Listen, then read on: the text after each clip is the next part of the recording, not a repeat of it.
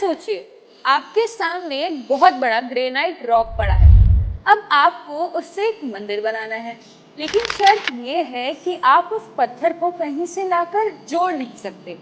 ईंट नहीं लगा सकते, सीमेंट नहीं लगा सकते या कोई अलग अलग ब्लॉक्स असेंबल नहीं कर सकते। आपको उसी एक पत्थर के अंदर मंदिर निकालना है, और सिर्फ एक नहीं, पांच पांच मंदिर। आज हमारे पास क्रेन्स हैं, डायमंड कटर्स हैं, लेजर मेजरमेंट है, 3D सॉफ्टवेयर है, ड्रिलिंग मशीन्स है। फिर भी ग्रेनाइट को काटना आज भी आसान काम नहीं माना जाता, क्योंकि ग्रेनाइट कोई मुलायम पत्थर नहीं है।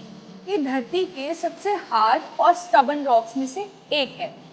लेकिन आज से लगभग 1400 साल पहले तमिलनाडु के समुद्री किनारे पर पल्लव काल के शिल्पकारों ने इसी ग्रेनाइट को इस तरह तराशा कि पूरा पत्थर धीरे धीरे मंदिर में बदल गया। ना कोई जॉइंट, ना कोई मोर्टार, ना कोई अलग फाउंडेशन ब्लॉक्स, बस एक सिंगल रॉक और उससे निकले 5 आर्किटेक्चरल मॉडल्स। यही है महाबलीपुरम के पंचरत्न। और इन्हें देखकर सबसे बड़ा सवाल यही उठता है कि ये सिर्फ मंदिर थे या फिर प्राचीन भारत का एक लाइव आर्किटेक्चर लेबोरेटरी। महाबलीपुरम, जिसे मामल्लपुरम भी कहा जाता है, तमिलनाडु के चेंगलपट्टू जिले में स्थित है। यह जगह 7वीं सदी में पल्लव राजा नरसिंहवर्मन प्रथम के समय में विकसित हुई। यहाँ मौजूद पंचरथ को आज द्रौपदी रथ, अर्जुन रथ, भीम रथ, धर्मराज रथ और नकुल सहदेव रथ के नाम से भी जाना जाता है। नाम सुनकर सीधा लगता है ना, इनका संबंध महाभारत के पांडवों से होगा। लेकिन इतिहास यहाँ एक इंटरेस्टिंग ट्विस्ट देता है। इन रथों का पांडवों से कोई डायरेक्ट हिस्टोरिकल कनेक्शन नहीं माना जाता है। असल में ये रथ पल्लव शिल्प कला के एक्सपेरिमेंट मॉडल्स थे, यानी इन्हें सिर्फ पूजा के लिए नहीं बनाया गया था। ये फ्यूचर टेम्पल डिजाइन्स की रिहर्सल्स थे। एक तरह से कहे तो एंशिएंट इंडिया का आर्किटेक्चर प्रोटोटाइप जोन था। हर रथ का डिजाइन अलग है। कहीं हट शेप स्ट्रक्चर दिखता है, कहीं मल्टी स्टोरी टेम्पल टावर जैसा फॉर्म दिखता है, कहीं लॉन्ग रेक्टेंगुलर हॉल जैसा डिजाइन है, कहीं स्मॉल श्राइन फॉर्मेट है। मतलब पल्लव आर्किटेक्ट सिर्फ मंदिर नहीं बना रहे थे, वे पत्थर में डिजाइन लैंग्वेज डेवलप कर रहे थे। अब आते हैं असली इंजीनियरिंग क्वेश्चन पर। इतने हार्ड ग्रेनाइट को बिना मॉडर्न मशीन्स के काटा कैसे गया? आज भी जब हम किसी कंस्ट्रक्शन साइट पर स्टोन कटिंग देखते हैं तो मशीन, नॉइज, डस्ट और हेवी टूल्स दिखाई देते हैं। लेकिन उस समय पे शिल्पकारों के पास था ऑब्जर्वेशन, पेशेंस और मटेरियल साइंस की समझ। एक टेक्निक का इस्तेमाल किया जाता था जिसे आज हम वेज एंड फेदर मेथड के नाम से जानते हैं। इसमें पत्थर पर पहले एक सीधी लाइन मार्क की जाती थी। उस लाइन पर छोटे छोटे होल बनाए जाते थे, फिर उनमें वेजेस लगाए जाते थे।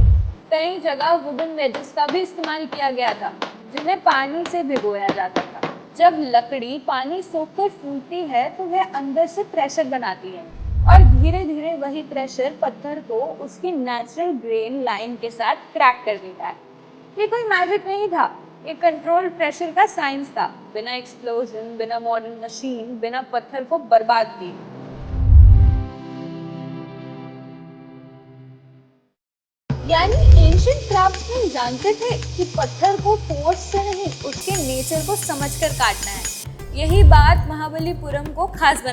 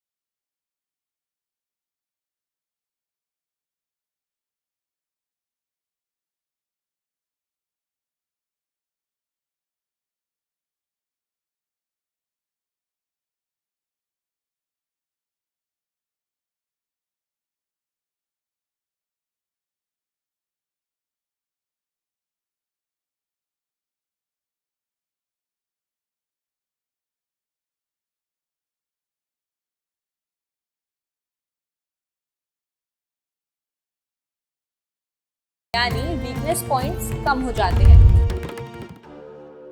इसलिए ऐसे स्ट्रक्चर्स टाइम, वेदर और कोस्टल कंडीशंस के खिलाफ काफ़ी ड्यूरेबल हो जाते हैं। महाबलीपुरम समुद्र के पास है, सॉल्ट हवा में है, नमी है, बारिश है, हवाएं हैं, फिर भी ये रथ 1400 साल से खड़े हैं। और शायद यही वजह है कि 2004 की इंडियन ओशन सुनामी के बाद भी महाबलीपुरम के मॉन्यूमेंट्स ने दुनिया का ध्यान फिर खींचा। समुद्र ने बहुत नुकसान पहुंचाया, तट बदले, रेत हटी, कई जगहों पर तो एंशिएंट रिमेन्स तक दिखाई दे गए, लेकिन पंचरथ अपनी जगह पर खड़े रहे। क्यों? क्योंकि ये फ्रेजाइल असेंबल्ड बिल्डिंग्स नहीं थे, ये धरती से निकाले गए स्टोन बॉडीज थे, एक सिंगल रॉक मास जो अपनी नेचुरल स्ट्रेंथ के साथ खड़ा रहा। अब सवाल ये नहीं है कि हमारे पूर्वजों ने बिना मशीन्स के ये कैसे कर लिया, सवाल ये है उन्होंने नेचर, मटेरियल और डिज़ाइन को इतने गहरे लेवल पर कैसे समझा।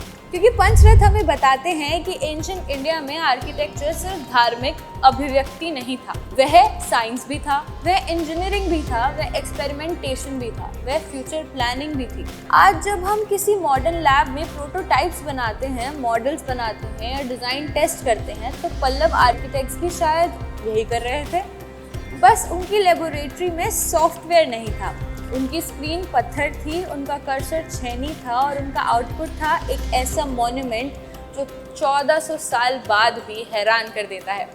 महाबलीपुरम के पंचरथ इसलिए खास नहीं है कि वो पुराने हैं, वो इसलिए खास हैं क्योंकि वो बताते हैं कि भारत का अतीत केवल सिर्फ आस्था की कहानी नहीं है, वो ऑब्जर्वेशन की कहानी है, प्रिसीजन की कहानी है, मटेरियल साइंस की कहानी है और उस इंजीनियरिंग विजन की कहानी है जिसमें इंसान पत्थर से लड़ता नहीं था, पत्थर को समझता था।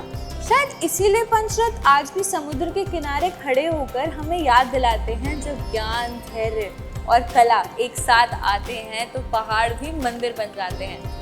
तो गाइज, अगर आपको ये वीडियो अच्छी लगी तो कमेंट्स में हमें ज़रूर बताइएगा और आप नेक्स्ट वीडियो कौन सी देखना चाहते हैं ये भी। सोल को सब्सक्राइब करें। Thank you.